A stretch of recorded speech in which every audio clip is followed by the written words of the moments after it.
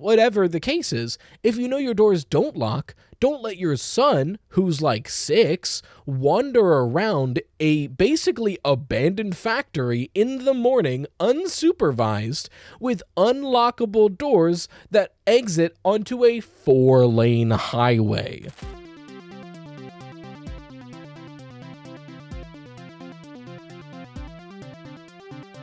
Ladies, gentlemen, and those with the good sense to do away with the whole notion, I welcome you to the premier audio medium for all your Fazbear entertainment needs, the Freddy Fazbear Pizza Podcast. Note, FFPP is not responsible for any loss of appetite, disinterest, dismemberment, or other legally classified statuses. So strap in and enjoy. Hello, everybody. Welcome back to the Freddy Fazbear Pizza Podcast. I'm your host with the toast, Right Toast, here to talk about Five Nights at Freddy's. And I've learned yellow is my color because I got a lot of compliments that the yellow background worked. So I guess we're going to stick with yellow for now. But as far as today's episode, yeah, we got to talk about it, right? So at the top, I keep forgetting to mention this. Obviously, you guys have noticed there's new thumbnails. The artist that I work with on the channel is BarBADroid. They're linked in the description as always. Basically grabbed me by the shoulders and said, "Hey, I'm tired of looking at your podcast thumbnails. I'm making you a better template." And I said, "Okay, thank you."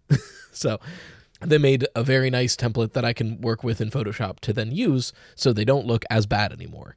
But I wanted to mention that because I haven't mentioned it directly. It's just been in the description, and I can't get the microphone to where I want it to be.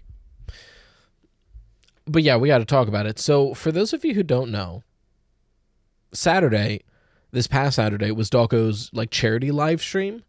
The one that he's been doing like every year, and there's usually like a FNAF reveal or like Scott will drop in and give a big dono and say thanks or whatever. Like it's just a fun like community event for the FNAF fandom. And this year, I think it's not an exaggeration to say that two of the biggest lore drops in FNAF history happened in this live stream. I don't think that's that much of an exaggeration. So the first one came about when Dawko was playing an updated version of 5 Laps at Freddy's. Apparently they fixed some things, added some more quality of life and some like nice aesthetic choices, and they showcased it by having Dawko play it. And by the way, Click Team, if you're watching, let me in on it. Let me at that update. Let me play it. Also, let me play test your game, please. Please, I really like Kart Racers, and I like your game. I just want to play it and test it and give it like constructive feedback and stuff.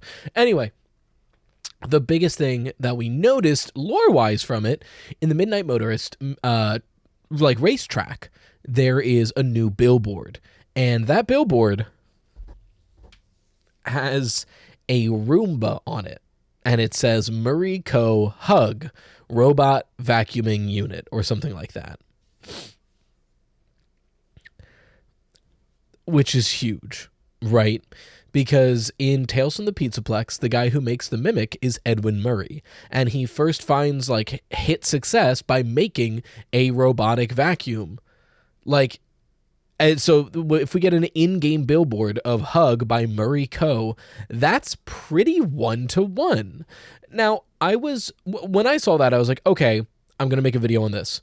And we heard that Steel Wool sent Dawko something for the final incentive. I was like, okay, cool. So I got 2 videos to make. I'll make a video on this, and I'll make a video on whatever the final one is. And for the latter half of the live stream, I was planning out the script. I was like, the video was going to essentially be like, I think this is pretty hard evidence that Tales from the Pizzaplex takes place within the game's timeline, right? And yes, part of the video is going to be like, yeah, it's 5 Laps at Freddy's, so it is a spin-off game. But if we're going to use this game as supporting evidence for William Afton being the guy who drives the car in Midnight Motorist because of the Spring Bonnie antenna topper on the Midnight Motorer car, then if that's a valid thing to bring over, so is this billboard. It has to be.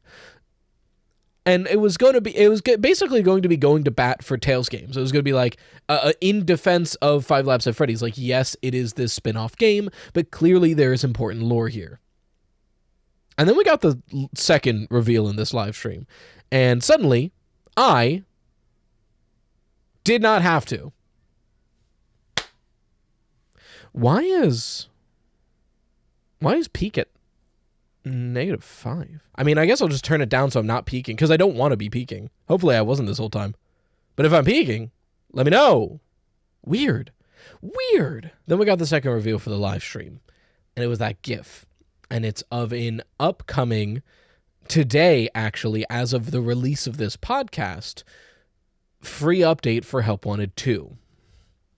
We have no idea what it's going to contain, and I'm going to stream it the moment I can today on the main channel, this channel, and on Twitch. So keep an eye out for that.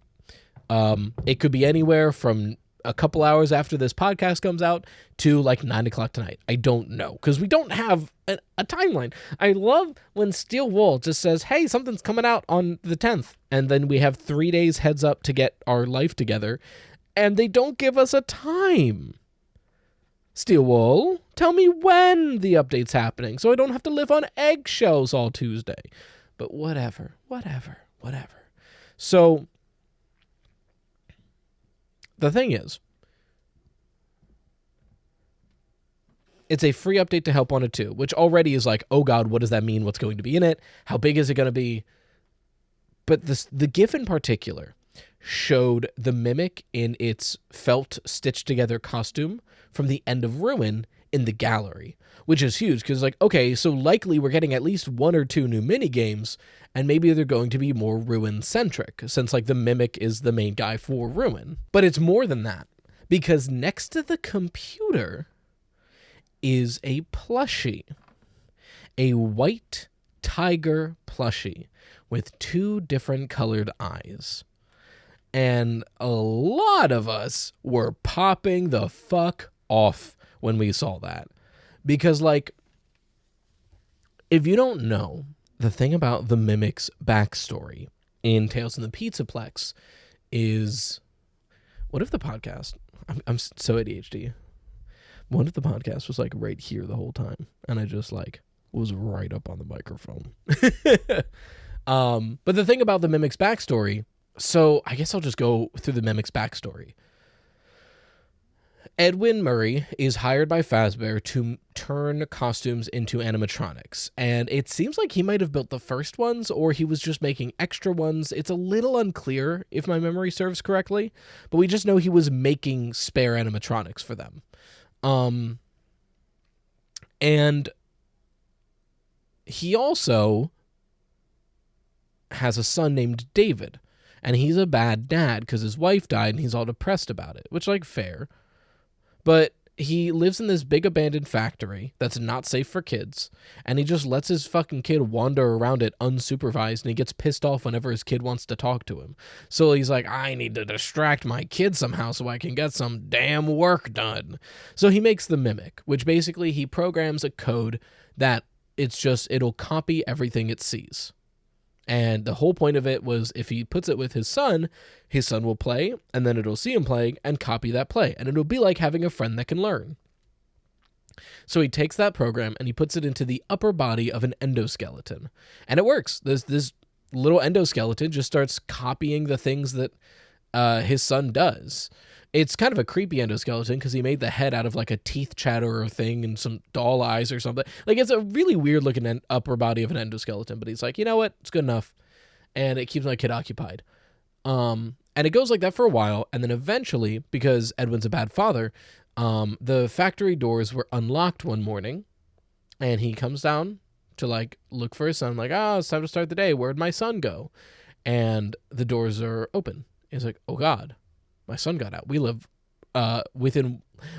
like right off of a 4-lane highway. I can't stress how bad of a dad Edwin is. Like, you have your son living in an abandoned factory that you barely retrofitted to be good for a kid to live in. And then you live off of a 4-lane highway and you don't lock your doors, or if you do, you don't, like, or it's like, oh, the doors don't have locks. Okay, install some. You can afford to buy a factory. You can afford lockable doors. But even if they like, whatever the case is, if you know your doors don't lock, don't let your son, who's like 6, wander around a basically abandoned factory in the morning, unsupervised, with unlockable doors that exit onto a 4-lane highway. Anyway, David ran out to catch a ball and gets hit by a car because Edwin's a bad father. And he goes into this like grief spiral, and like the next few weeks are a blur, which understandable. And then at some point, he sees the mimic doing the thing he programmed it to do: copy David. It comes up holding David's favorite white tiger plushie and is asking for ice cream in the way that David asked, because all it knows is how to copy David. And he sees it doing this, and he loses it, which, like, I'm of two minds, because, like, yes, I understand seeing that would be incredibly painful. That is literally what you programmed it to do. I don't know why you didn't, like, turn it off. But anyway. So in that moment, he loses it. He takes, like, a crowbar and just beats the shit out of it until it can't move. And we don't really know what happens after that. We just kind of cut to Fazbear collecting it later. And at this point, Fazbear goes to collect the things Edwin was working on, because he kind of just disappeared. And the first team that goes there starts to collect the Fazbear stuff and notices, like, hey, there's this endoskeleton that, like, it looks like it's functional, but it's really broken. Let's give it some legs and repair it a little bit. And the moment it can move, it kills all of them immediately. But it does so in a way that's still mimicking what it used to do, right? So it's like doing its chores, but killing people by doing its chores, where, like, it takes one of the guys and forces his body into a refrigerator and closes it to, like, put away the food, or, like, takes a guy and, like, hangs him on a hanger to put away the clothes and stuff like that, right? And the next team that comes to, like, collect for Fazbear, it's just killing him. Like, it's not even doing chores. It grabs a dude by the shirt and pants and just rams his head into a wall. Like, it's just killing people. And then that's where the story kind of ends. And the next time we see the mimic, it's being shipped to the Pizzaplex. So that's the backstory the books provide for the mimic. And for a while, there was a little bit of uncertainty on how much that applies to the games, because there's a lot of overlap with other characters, and there wasn't any direct references to Murray or David or anything about that backstory in the games. It was kind of just like, here's a possible backstory. It might be what's in the games. It might not be. We're not sure because the books aren't confirmed to be canon. It's like how the Silver Eyes gives us a backstory for, like, William Afton, Charlotte Emily, Circus Baby, Henry Emily. Like, it gives all these established game characters fleshed out stories, but those stories don't happen in the games. That's specific to the Silver Eyes. So it's like, okay, is that like the Mimic? We're like, sure, the Mimic is a character from the books and the games, but its backstory might be different. We didn't know, and we still don't know. But with the Murray Co. robot vacuum billboard in FNAF and this white tiger plushie, like David's plushie, in Help Wanted 2, a mainline, like, not spin-off, can't be more mainline than this FNAF game, that's pretty inarguable. That at least the Mimic-related stories of Tales from the Pizzaplex are likely what happened during the games. I think at this point, I'm taking that as confirmation. Now, I want to be very clear. Does that mean it's incorrect to think otherwise? No, I don't think so. Right? I think this is enough evidence for me. Like, when I say, like, I'm taking this as confirmation, what I'm saying is these things are evidence enough for me to believe that the Tales of the Pizzaplex stories take place within the games. But I'm not saying that there's no other way to explain this. Because, like many people have brought up, it could be, we still don't know until we see it, in the idea of, like, Silver Eyes being, like, how much of the Silver Eyes shows up in the games, but the Silver Eyes definitely aren't in the same continuity. So unless, like, it's directly stated, you can argue it in a lot of different ways. I think what is pretty inarguable is it seems incredibly likely that Edwin and David and the Mimic's story from the story The Mimic happens in game. I think that's pretty inarguable. And with that, I'm willing to say, like, okay, the epilogues likely happened, the rest of the stories likely happened, and the tales can just be books that exist within the games. Like, that's just... those stories happen in the games as far as Tales of the Pizzaplex goes. And for me, I am fully down with that. But I totally see someone being like, okay, so if the plushie is here, then Edwin and David's story is probably here, but something else might have happened related to this. Yeah, that's totally fair. You know, like, you're allowed to think that, obviously.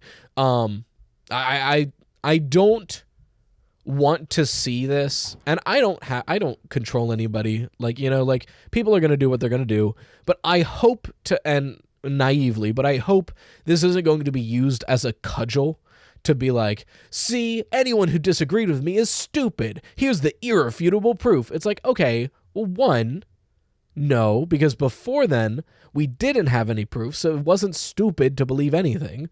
There are no dumb theories, you know? But two, even now, there are ways to explain around that if you don't believe it. So, like, when I say for me this is confirmation, I'm not saying this is a 100% no other way to argue it confirmation, because it isn't. I think it's good enough for me. Like, I'm on board. But I just wanted to make that super clear, because I could see that conversation getting very toxic very quickly. Not to mention, and I want to bring this up, recently in FNAF's video about Secret of the Mimic, he raises a great point that I hadn't even thought about, and that being that the games make it seem like the Mimic's been locked away in the FNAF 6 basement forever, because Gregory is like, it's been locked in there a really long time. The MXES machine was clearly made very long ago, as alluded to by the Steelwool interview and its design. So it seems like all of that was down there forever. But the epilogues show the Mimic being shipped to the pizzeria location pretty recently. Now, I think there are ways to explain around it, right? Like, maybe Gregory saying it's been locked down there a really long time means a couple years. I don't know. FNAF brought up the idea of, like, maybe it was locked down there, it escaped, and they shipped it back to relocked it down there. I don't know. That is something that needs to be explained. And I could see, like, the Mimic and the Edwin stories being accurate, but the epilogues not being accurate. I don't know. Right? Like, there's still a lot of question marks surrounding it that I think the Help Wanted 2 update and Secret of the Mimic are going to illuminate. And I have a feeling it's going to illuminate Tales being the in-universe story and explaining those inconsistencies. At least that's what I imagine is going to happen. But yeah, I am so excited and terrified what this Help Wanted 2 update's going to be.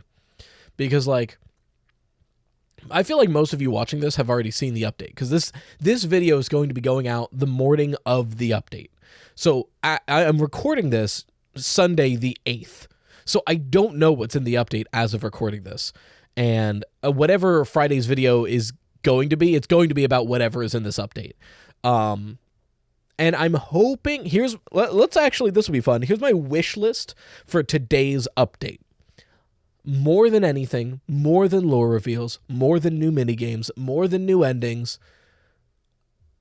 I would rather, even, like, they could put a video of Scott Cawthon himself directly stating some of the most confusing points of FNAF to iron it out to make it way easier to talk about this series. More than that, Steelwool, please. It's too late to add it if you haven't already, so I pray, I'm begging on my knees, please tell me you added an endless mode to food prep. That's all I want. That's all I want. I just want to endlessly make more and more demanding orders for L chips. That's all. I just want to make more and more demanding orders for L chips. Because, like, the second and third levels of food prep are fun, but they're more simple. L chips is the most complex one because it's the least under threat. So that way, it like, the difficulty eases out. I want to do L chips, and I want to have to perfect L chips. That would be so goddamn fun. If you didn't add endless, you fumbled. Even John mentioned it in the Steelwool interview with FNAF, and he was like, a lot of people want food prep endless mode, and they're like, yeah, that seems fun. You better have done it. You better have done it, Steelwool. But if we're being reasonable, right? Because you have to consider, we don't have a precedent for what this update's going to have, because Help Wanted 1 had a $10 DLC that added like a new lobby, like 10 new mini games, a good amount of new mini games. I don't remember the exact number, and a whole bunch of lore leading into Security Breach. But so like, okay, if this is an update, it's probably not going to be that big, because if it was that big, it would be a paid DLC. But then you look at Security Breach, and it had a free DLC in Ruin, which was like a 7-hour game, like a 6-7 hour game. I think if I played through it right now, it's probably like 2 to 3 hours. But on my stream that I recorded all of the like gameplay of it is like 6 hours long. So like, I don't know. But then again, Ruin was kind of like a, hey, we're sorry about the mess that Security Breach was. Here's us proving that we can handle this. So it was kind of like a thank you and a sorry to the community. So that's different circumstances. And then at the same time, they still called it a free DLC. They didn't call Ruin an update. So when I hear there's a Help Wanted 2 update, I'm like, okay, so it's still not going to be as big as Ruin, even if it's like some weird free DLC situation. So like, what is it? Because Dawko raised a good point in the live stream that like it would be weird if like the big reveal for Dawko's charity live stream, the final milestone was, hey, we're adding a couple models to Help Wanted 2. It's got to be more than that. So I think, and I hope I'm not being too like hopeful to get my hopes up and then be like disappointed by my own hopes. I think a reasonable expectation for the hype that they've put in it, making it the ultimate goal for the charity live stream, but not advertising it.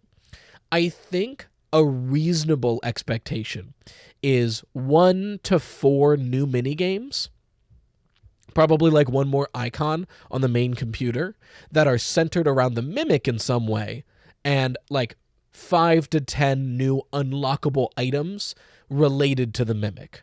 I think that's reasonable. My hopeful expectation is 4 to 6 new mini games, 10 to 15 new items, and a new ending. I think that's my most hopeful. Because I think a new ending would be really good to help point us in a direction for like what Help Wanted 2 is saying, where Help Wanted 2 is going. And I think it's a safe bet that all of this is going to be related to whatever Secret of the Mimic is going to be. Like, this is building up to that, I think is pretty reasonable. Unless Secret of the Mimic is smaller than we think it is. Because if so, then this might be pointing to whatever the game after Secret of the Mimic is. Right? Because I'd been suggesting that Secret of the Mimic is going to be like our backstory game and giving us some information earlier in the timeline, which begs the question, what's the next sequential game? And that'll probably be whatever's after Secret of the Mimic. So, like, whatever comes out after Secret of the Mimic, and that would be sequentially after Ruin. So, Help Wanted 2's update might be pointing to that, but I think it's most likely that it's going to point us to clue in more so what Secret of the Mimic is, and maybe just help better explain the Mimic as an entity to people who don't read the books. Because at this point, even though the Mimic is being built up, the Mimic still has not been explained to games-only fans, and that's an important thing to do. So maybe that's what Help Wanted 2 is also going to be focused on for the update, is like, hey, for the fans who will not read any of the books, here's a better idea as to what the Mimic even is. Because frankly, I don't even know if the Mimic's name as the Mimic is said in-game yet. Because I think Gregory just says that thing.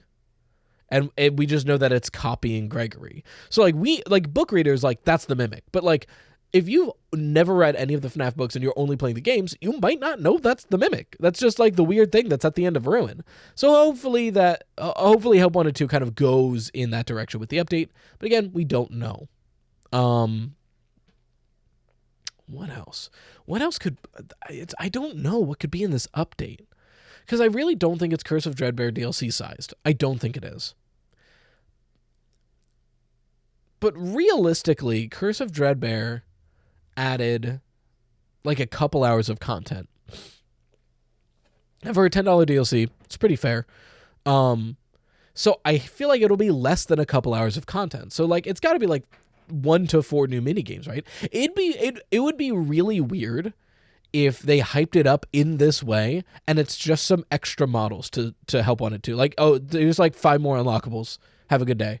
Like, that would be weird. But I don't know. Genuinely, I don't know what else could be considered just an update and not a DLC.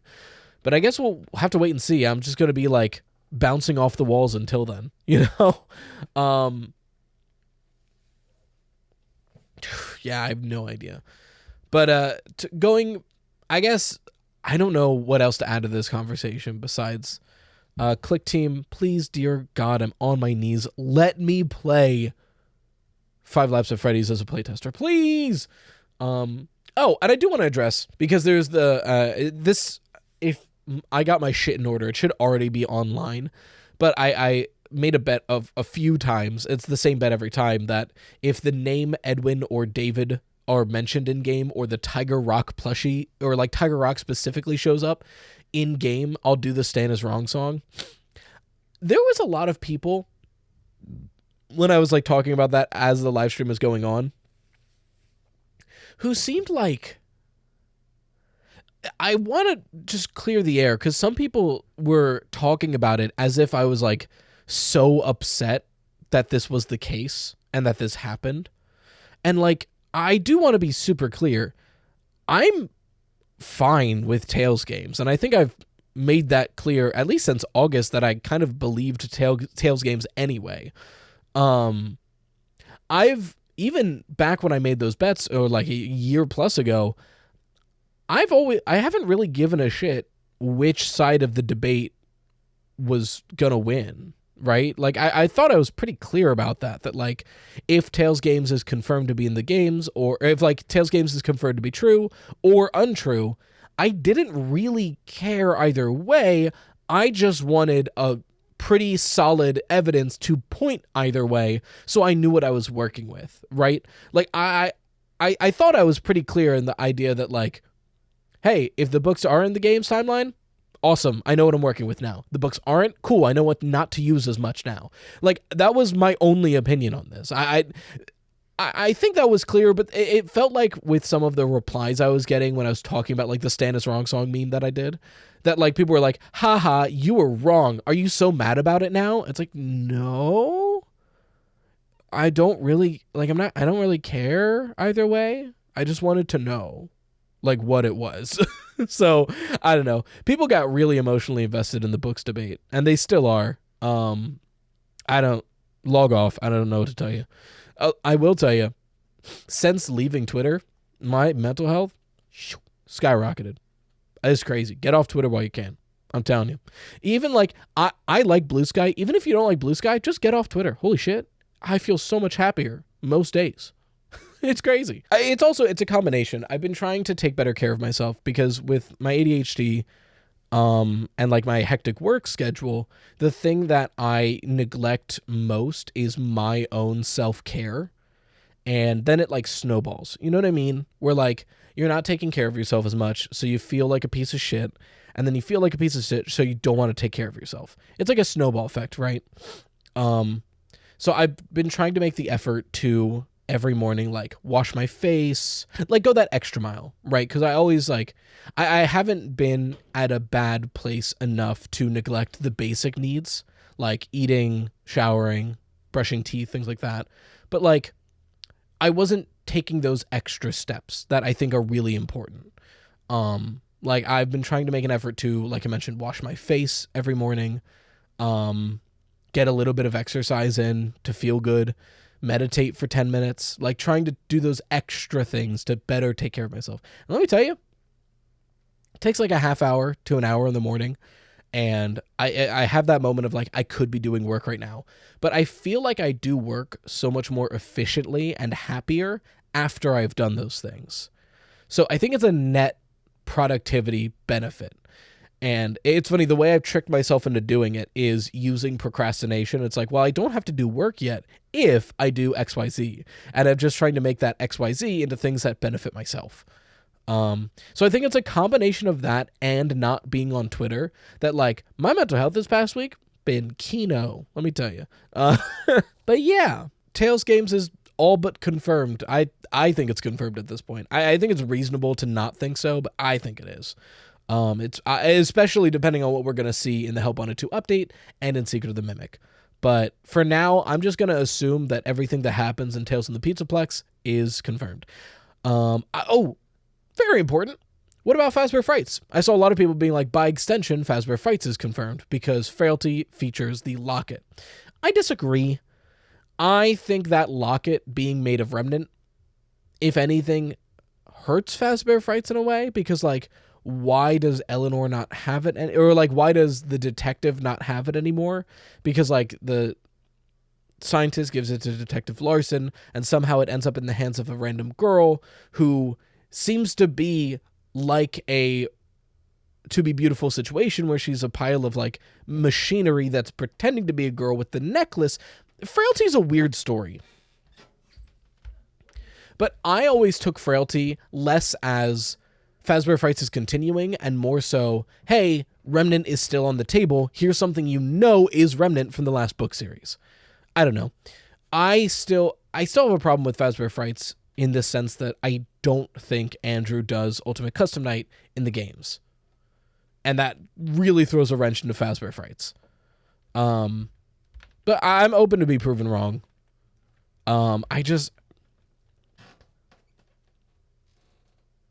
Andrew doing Ultimate Custom Night by the release of Ultimate Custom Night, to me, just doesn't make sense with the evidence we have in front of us. Especially considering what Into the Pit the game presents, where Golden Freddy is possessed by someone while Andrew is already in Fetch. Because I could have seen the argument that, like, Andrew was the one who was put into the Golden Freddy suit, and then the Springlocks killed him. That's why he's so vengeful. And then eventually, through William Afton repairing Spring Bonnie, the pieces get put on, and he brings Andrew over. Andrew is now attached to William. Ultimate Custom Night happens after FNAF 6, and then the events of Fazbear Frights. Like, I was okay with that continuity, but Into the Pit, we see Golden Freddy actively being possessed while Fetch is. And by the time Fetch is actively possessed, that's after FNAF 6. So if Golden Freddy is still possessed and in one piece, that presents a lot of issues, you know? With Andrew being the one who does Ultimate Custom Night. I don't know. It's one of those things where you have to explain away why Ultimate Custom Night ends on the Golden Freddy cutscene.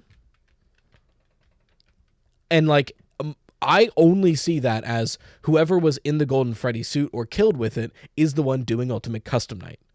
But if that's true, then that can't be Andrew. Unless, like, I don't know. It's so weird and specific. But I could see that, to be fair, if that's the only problem with it, the Fetch minigame from Into the Pit, I could see that just being an oversight thing that, like, they didn't think about at the time. And they just wanted to link it to Jeff's Pizza because that's where Golden Freddy is in Jeff's Pizza. So, like, I could see that just being an oversight thing. Especially since Fetch isn't located in Jeff's Pizza. Fetch is in a different Freddy's Pizza. It's like a coastal one, and Jeff's Pizza is like the Midwest or something. I don't remember. So, again, it could just be that minigame is an oversight. And if so, then Fazbear Frights probably in the continuity, right? And it's just Andrew did Ultimate Custom Night and then is attached to William, and the Golden Freddy suit isn't like, I'm the spirit of Golden Freddy, it's, this is how you killed me and I'm reminding you of it. The only issue then is like, okay, well then what's Cassidy's deal with the logbook? Because I think Cassidy being the name presented by the logbook is pretty inarguable. I don't know. There's a lot of weird stuff going on. Because if Fazbear Frights is in continuity, at least the Stitch Line stories, then, like, Cassidy doesn't have anything to do anymore. Maybe not a character anymore. I mean, Cassidy's name is presented less in this series than Andrew's is, to be fair. Yeah, I don't know. Hey, there's a non-zero chance, and this would be fucked off the dome. Let me know in the comments if I'm wrong here. But there's a non-zero chance that Cassidy is the name of Henry's daughter in the game's timeline. Only because, unless I'm mistaken, I don't think Henry says Charlotte's name. I don't think Charlotte's name is brought up in the series. The closest thing we get being Charlie Door from Security Breach, which could be a lot of things.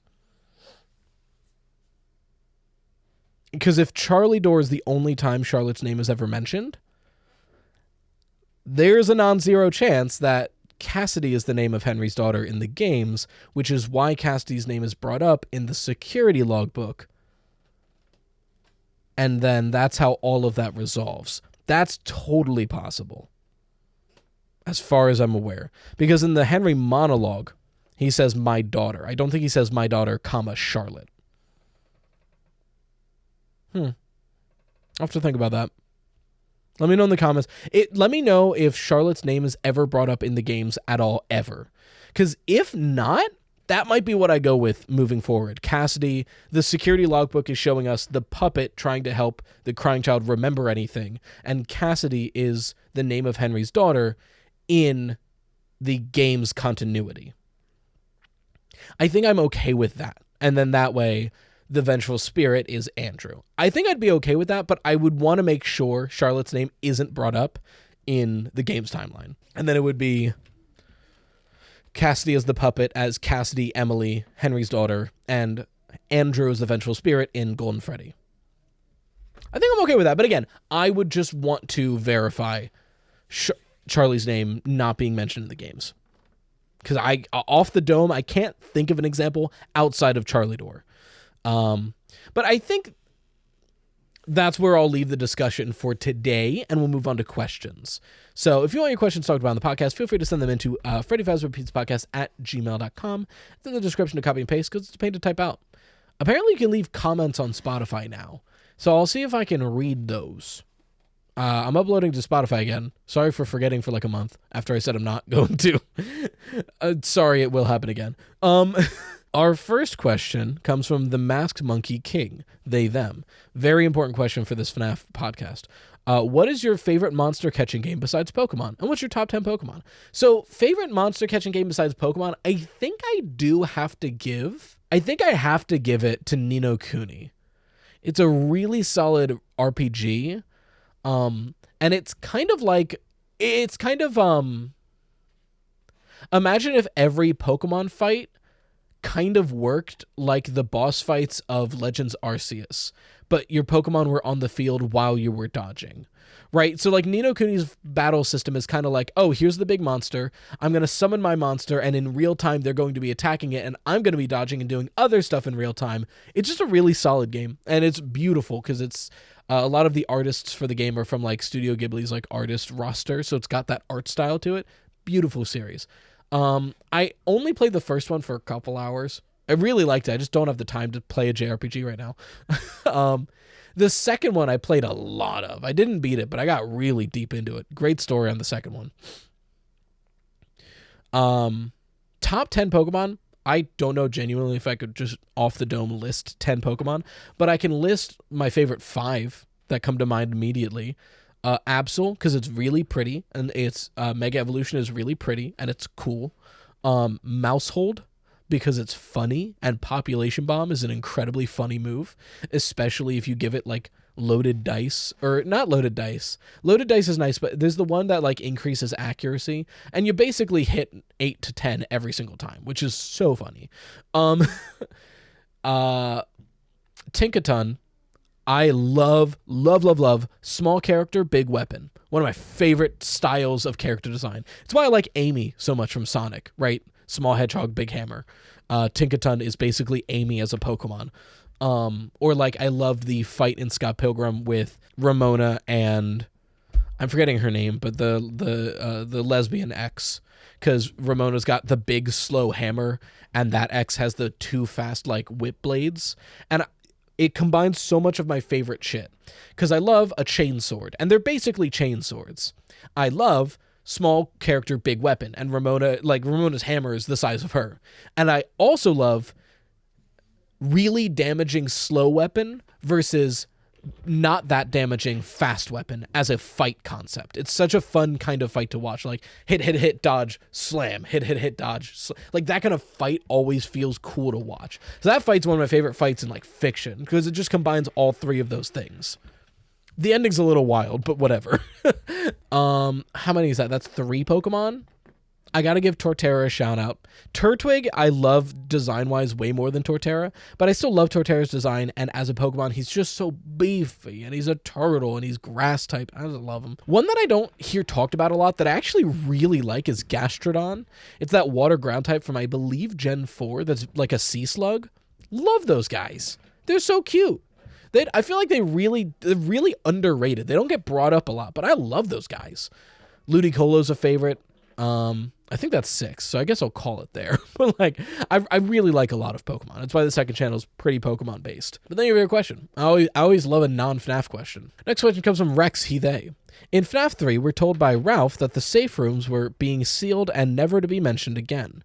We believe that must have to do with William and his shenanigans with Spring Bonnie. And obviously, Ralph was alive in FNAF 1, so if the rooms were sealed before the first game, my question is, does that mean Follow Me happens before the first game? Because if not, how did Ralph record the message for sealing the rooms after he dies in FNAF 1? To add on to that question, does this mean Sister Location has to happen before FNAF 1? Because if not, why was Michael in the first location after his father was sealed in the back room? So thank you for your question. So again, this is combining a couple things. We know that from the week before, the phone guy is Ralph, and he dies right the week before FNAF 1. So if he recorded the message for sealing the back rooms, then the back rooms must have been sealed before FNAF 1. And if that's true, then does William get sealed in those back rooms before FNAF 1, and the sister location therefore take place before FNAF 1 as well? Like, is that putting everything before FNAF 1? I would argue no. The way that I've been mentally explaining this, and the only way that makes sense to me with the evidence we have, is the back rooms get sealed up without William in them. They seal the Spring Bonnie suit and whatever was back there as the evidence and seal it away. And then Follow Me takes place after FNAF 1, where William breaks a little bit into the sealed room, just enough that he can like squeeze his body in and out. And that's how he's able to overtake 4 animatronics. Because we have to keep in mind, these are big, beefy animatronics that, like, kill people very easily. So how does he best them? Well, he lures them to the back room, they get confused and their programming gets, like ruined, and then he jumps them, right? And I think the way he's able to survive these encounters is he made the opening to the safe room big enough for a person, too small for an animatronic. Not a hard thing to do, because these animatronics are massive. And that could further explain why he's stuck there once he gets spring-locked. Because now that he's spring-locked into the Spring Bonnie suit, even if he begins to possess it and tries to move around, he made the opening too small for him. So that's like literally the only way I can imagine how this makes any sense. Because if Follow Me happens before FNAF 1, and then they seal the rooms after FNAF 1, or like if the rooms get sealed before FNAF 1 as a result of Follow Me, and William is sealed in them before FNAF 1, a lot of confusing things start to happen, right? Like you mentioned, if Michael's trying to find William Afton after Sister Location, why was the first place he went to look not the sealed room? Unless he like didn't know about it, right? Or I don't know. For me, I think that's the only explanation that makes sense, is that the rooms were sealed before FNAF 1, but not because William Afton died inside. They were sealing the Spring Bonnie suit and any evidence linking Fazbear to it away. And then William Afton breaks into that back room a little bit to do Follow Me. And then he's stuck in there.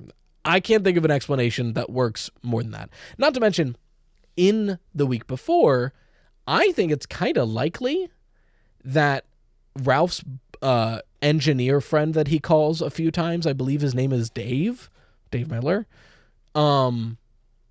is William Afton. Because I forget exactly what the lines are. It's been a while, but he like describes him as like, yeah, he's always a little grouchy, but he knows a lot about the animatronics. And it like he's got the vibe of like, who would know a lot about the animatronics but be kind of mean and hard to talk to? That feels like William Afton. I don't know. And if he's alive in the week before, then it can't be sealed in the back room, right? So I don't think William Afton dies and then is sealed in the back room. I think he breaks into the sealed back room and then dies. But that's my explanation. There's a lot of ways to go about it. But thank you for your question, Rex. Next question comes from Jason, him. I recently recommended my friend FNAF games. He's someone who knew nothing about the franchise, and I told him the story is engaging and mentioned the games aren't released in chronological order. He asked me how to play them. If he should play in chronological order, what game should he start with? If we were only talking about Scott's games. Frankly, I don't think you need to play them in chronological order. I think the FNAF games work perfectly well being played in the order they were released, and I would recommend any new fan to play them in the order they were released. Highly recommend it. And I would also recommend waiting to watch theory videos until after you've played them.